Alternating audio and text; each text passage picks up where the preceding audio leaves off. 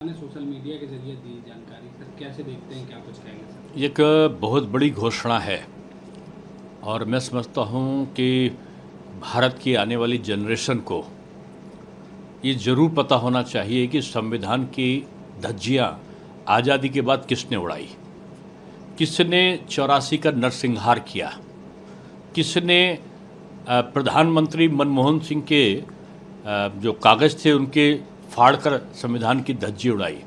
और इमरजेंसी जो 25 जून 1975 की वो काली रात, जब बगैर संवैधानिक व्यवस्था ये है कि कैबिनेट का डिसीजन हो सकता था, लेकिन कैबिनेट को बगैर जानकारी दिए 25 जून की रात को प्रधानमंत्री इंदिरा गांधी साइन कर देती हैं, उसको आपातकाल की घोषणा कर देती है।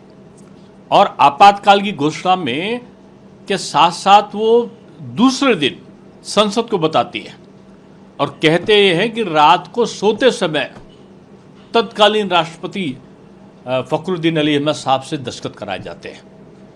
और इमरजेंसी में जो उनके ऊपर आरोप लग रहे थे उसके विरोध में भी उन्होंने पास कर दिया कि प्रधानमंत्री, राष्ट्रपति और उपराष्ट्रपति में कोई चार्ज नहीं चलाया जा सकता, और स्वयं ही सारी राज्य सत्ता को अपने अधिकार में लेकर मीडिया पर प्रतिबंध लगा दिया।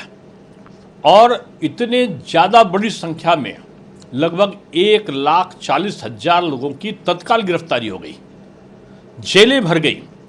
तिहाड़ जेल में जो मुश्किल से कुछ 100 की कैपेसिटी थी, 32-3300 लोगों को एकदम से ठूंस दिया गया।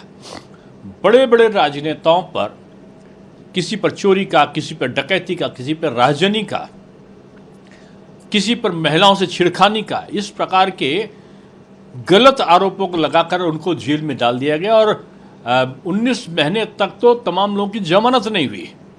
आदरणीय राजनाथ सिंह जी का उदाहरण तो मेरे सामने था कि उनकी पूज्य माता जी की तबीयत खराब थी और वो अंतिम सांसें गिन रही थी। उन्होंने पैरोल मांगी, नहीं मिला, मृत्यु हो गई। उनकी 100 में जाने का, 100 यात्रा में जाने का अधिकार नहीं मिला। और जब 13 आई तो भी सरकार ने उनको आदेश नहीं दिया, तो उनको जेल के अंदर अपने सिर के बाल बनवाने पड़े। अत्याचार की पराकाष्ठा थी। 1,10,00,000 लोगों की जबरन नसबंदी कर दी गई। 10 साल के बच्चे से लेकर और 80 साल तक के बुढ़ों की, बुजुर्ग की नसबंदी कर दी गई कि घर से निकलता है नौजवान, पता नहीं कब लौटेगा, और कब लौटेगा तो उसके वो नसबंदी होगी कि नहीं होगी। इस प्रकार की आशंकाओं में लोग जी रहे थे। और उसके बाद तो 75 के बाद कांग्रेस कहती है ना कि कांग्रेस ने पूरी दुनिया में जो डिक्टेटरशिप थी, तानाशाही थी, संविधान की धज्जियां उड़ाने वाली थी, कि संविधान में खुद को प्रोटेक्ट कर लो, खुद के ऊपर जो केस चल रहे हैं उनको आप हटा दो, और उसके अलावा आप ऐसे चीज़ बनाइए कि कोई भी निर्णय वो ले सकते हैं, और सारे अधिकार प्रधानमंत्री में निहित कर दिए। यानी संविधान जो एक लोकतांत्रिक व्यवस्था के अंतर्गत था वो एक तंत्रीय व्यवस्था के अंतर्गत हो गया।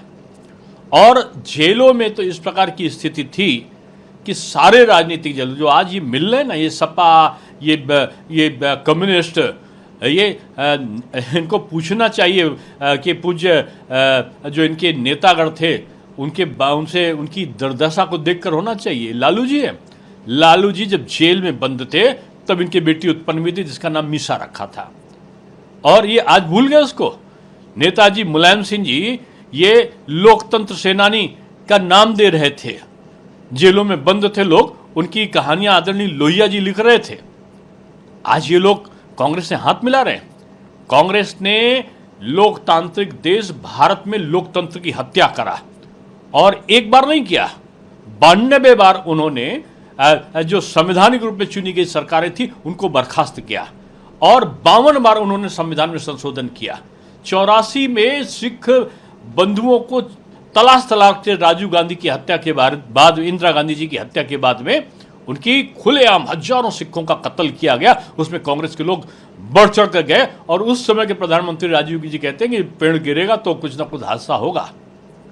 तो ये कांग्रेस संविधान का जो लाल रंग का छोटा सा संविधान का वो लेके चल रहे हैं, ये सब संविधान का अपमान करने वाले लोग हैं और इन लोगों ने बुरी तरीके से संविधान की धज्जियां उड़ाई है।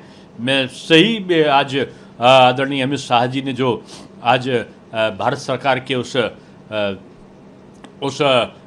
विधेयक का या उस आदेश का जो आज उल्लेख किया है कि 25 जून आने वाली पीढ़ियों को लंबे अंतराल तक पता चलता रहे कि ये आपातकाल क्या था, लगाने वाले कौन लोग थे, अत्याचार करने वाले कौन लोग थे, जो आज संविधान को लेकर घूम रहे हैं वो संविधान की धज्जियां उड़ाने वाले कौन थे। संविधान की हत्या का वो दिन एक प्रतीक के रूप में गिना जाएगा। आज भी भारत जो है असत्य वालों को पसंद नहीं करता। असत्य के प्रतीक रावण का पुतला आज भी जलाया जाता है, यानी हमने उसको स्वीकारा नहीं है जो अत्याचार था। इसी तरीके से हम स्वीकारने वाले नहीं है, ये जो इमरजेंसी का जो काला दिन था उसको हम स्वीकार नहीं कर सकते। तो ये संविधान हत्या दिवस वास्तव में आने वाली पीढ़ियों को एक उनका पुनर्जागरण करेगा उस कुकृत्यों का जो कांग्रेस के द्वारा किए गए थे, और भविष्य में इस प्रकार की पुनरावृत्ति ना हो इसके लिए एक तरीके की चेतावनी भी देगा। कि लोग 4 जून को इतिहास में मोदी मुक्त दिवस मनाएंगे। अब इनके ऐसे लोगों को सफ़ेद रंग के बाल लगा के एक बुद्धिजीवी का जो चोंगा पहन के चलते हैं कुछ लोग, उनकी बुद्धि पर तरस आता है मुझे। नाम जयराम है लेकिन बुद्धिमता को ये जयराम कर चुके हैं, बुद्धिमता के शब्दों से ये राम राम कर चुके हैं। इनको यही नहीं पता कि लगातार तीसरी बार एक इनका जो कांग्रेस का नेता था जिसके नेतृत्व में चुनाव लड़ा गया, तीसरी बार वो 3 अंकों में नहीं आ पाया। तो इनको तो राहुल फेल दिवस मनाना चाहिए। ये जो अनुत्तीर्ण हुआ है उनका नेतृत्व, उसका दिवस मनाना चाहिए। 4 जून को तो आदरणीय मोदी जी के नेतृत्व में तो लगातार तीसरी बार एब्सोल्यूट मेजॉरिटी की सरकार केंद्र में एनडीए की बनी है। ये तो गौरव दिवस है। और जयराम जी ने, मैंने कहा ना कि बुद्धि को राम राम कर चुके हैं। नाम पता नहीं किसने जयराम रख दिया, लेकिन जयराम जी को जरा सा भी वास्तविकता से ताल्लुक नहीं रखना चाहते। और ये इनका नाम तो जयराम जी की जगह जय राहुल होना चाहिए था, जय सोनिया नाम रखना चाहिए था इनको, या जय कुछ और रखना चाहिए था। ये पता नहीं क्यों इन्होंने अपना नाम जयराम रख लिया। और इस प्रकार का तथ्य विहीन जो इनका उद्घोष है, मैं समझता हूँ हास्यास्पद है और एक तरीके से इसको कोई गंभीरता से संज्ञान में भी नहीं लेगा।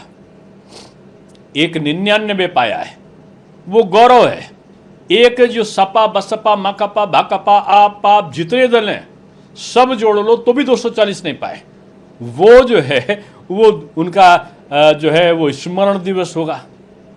मैं समझता हूँ कि उनको तथ्यों की अनभिज्ञता है उनकी, और इस अनभिज्ञता के कारण वो अज्ञान बनकर बयान दे रहे हैं। सर, एक जमानत मिल गई है, वहीं सीबीआई के एक अन्य मामले में वो अभी भी जेल में है। आम आदमी पार्टी के कार्यकर्ता खुशी मना रहे हैं और कह रहे हैं कि जल्दी हमारे मुख्यमंत्री बाहर आएंगे। अब ये तो हर पार्टी के कार्यकर्ता को अधिकार है कि अपने नेतृत्व के बारे में अच्छा बुरा सोचे, लेकिन भारत की जनता के सामने जो रूप आया है दिल्ली सरकार का, वो भ्रष्टाचार का स्वरूप आया है। और जनता ने अपना जनादेश लोकसभा चुनाव में दे दिया है। उनके भ्रष्टाचार को कोर्ट ने भी नहीं माना। अभी और केसों में जमानत नहीं हुई है, सीबीआई के केस में और तमाम और केसों में भी उनकी जमानत नहीं हुई है।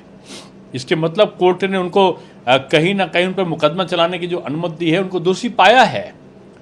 और जनता का जो जनादेश था वो जनादेश ये रहा कि 7 की 7 सीटें आम आदमी पार्टी हार गई, कांग्रेस के साथ मिलकर लड़ी और तब भी हार गई। इसलिए जनता का जनादेश भी उनके खिलाफ है और कोर्ट का आदेश भी उनके खिलाफ है।